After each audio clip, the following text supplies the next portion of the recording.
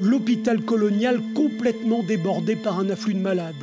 En cette fin juillet 1921, la direction du service de santé se voit contrainte d'accueillir soudain une centaine de personnes très sévèrement grippées. De la fièvre, des maux de tête intenses, des toux sèches et parfois, pour les cas les plus graves, des atteintes sévères aux poumons. Les autorités de l'époque vont très vite comprendre qu'il ne s'agit pas de la simple grippe saisonnière, mais de la terrible influenza qui a déjà fait plus de 50 millions de morts dans le monde entre 1918 et 1919. La grippe, dite espagnole, apparue en réalité aux États-Unis et disséminée au cours de la fin de la Première Guerre mondiale, a été la première pandémie de l'histoire.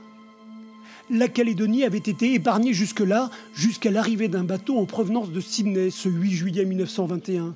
À son bord, sans doute quelques marins malades.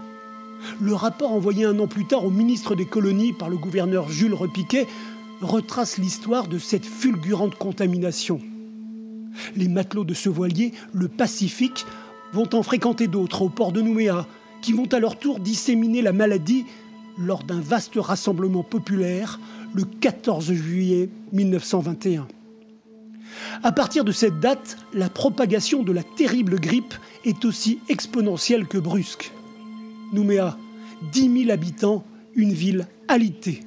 Selon les chiffres de l'époque, 95% des Mélanésiens et 50% des Européens vont attraper le virus importé et tomber malades. Pas de statistiques sur le nombre de morts à Nouméa dans le rapport Repiquet, mais en brousse, au moins une quinzaine. La brousse, surtout le nord, qui sera quasi épargné grâce à son isolement. Les routes terrestres ne sont pas encore ouvertes. Mais ce sont surtout les mesures de quarantaine et de prophylaxie qui vont éviter une hécatombe.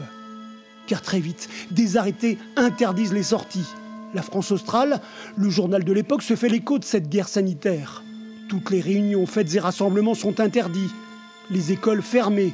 Les grippés doivent s'enfermer chez eux. Les médecins recommandent des lavages de mains très fréquents. Les indigènes, comme on appelait alors les Mélanésiens, sont plus sensibles à la contagion. Ils se voient interdits de sortie et de fréquentation des Européens. Début août 1921, la grippe espagnole reflue. La population calédonienne a bien malgré elle été immunisée, mais l'histoire retiendra que la pandémie a fait ses dernières victimes dans une petite île française au milieu du Pacifique.